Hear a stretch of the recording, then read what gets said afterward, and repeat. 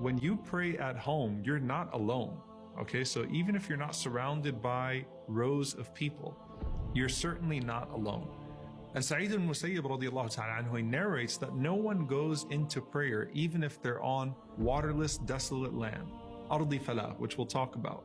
But you're praying all alone, except that an angel would pray to your right, an angel to your left, and angels would pray behind you.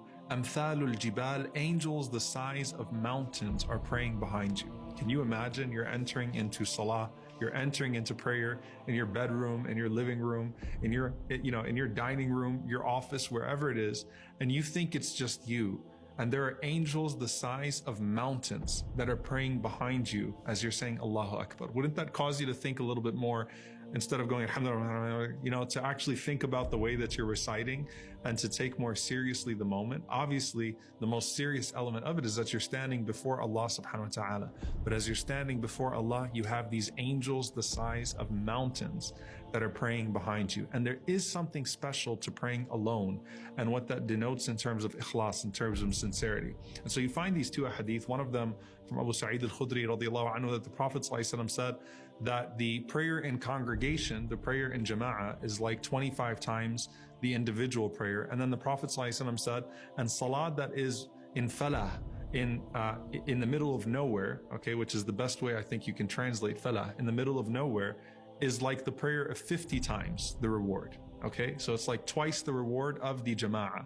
In another hadith, the Prophet ﷺ, he mentioned that يَعْجِبُ رَبُّكُمْ, your Lord is pleased with a shepherd in the mountains all by himself, who calls out the adhan, who does the iqamah, and then he does the prayer all by himself. And Allah subhanahu wa ta'ala calls the angels and he says, look at this slave of mine. Look at this one. Look at him. He's all alone. He calls the adhan, he calls the iqamah, he makes the prayer out of fear for me and love for me. And he says to the angels subhanahu wa ta'ala, قَدْ غَفَرْتُ لِعَبْدِي وَأَدْخَلْتُهُ الْجَنَّةِ, I have forgiven this servant of mine and I have entered him into paradise. Why? Because of the sincerity of this person in the middle of nowhere, in the mountains.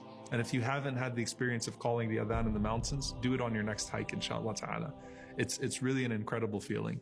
But the idea that this man is all by himself in the middle of nowhere, on the outskirts of the city, and still finds that clinging to Allah subhanahu wa ta'ala and announces themselves alone. So does that mean that instead of coming to the masjid, I'm going to drive out to the country and pray and I'll get more of the reward? No, these two ahadith are talking about a person who happens to be in the middle of nowhere, not a person who goes and seeks the middle of nowhere for that prayer.